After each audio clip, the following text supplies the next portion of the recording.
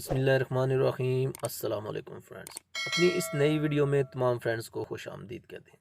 آج منگل کو وزارت انسانی وسائل اور سماجی ترقی نے سرکاری، نجی اور غیر منافع بخش شعبوں میں کارکنوں کے لیے عید الفطر کی تعطیلات کی تاریخوں کا اعلان کر دیا ہے۔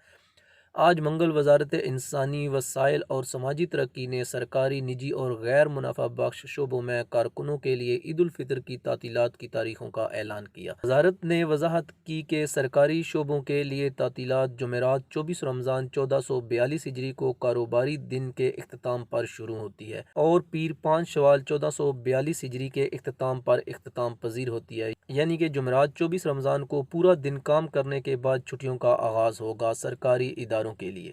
مزید انہوں نے اشارہ کیا کہ نجی شعبوں اور غیر منافع بخش شعبوں یعنی کہ پرائیویٹ کمپنیز اور مؤسسوں کے لیے چھٹیوں کا آغاز منگل کے آخر میں ہوگا، جو 29 رمضان 1442 ہجری جو 4 دن کی مدت کے لیے ہوگا، اور کاروباری مالکان کو لازمی طور پر ان شرائط کی پاسداری کرنی ہوگی۔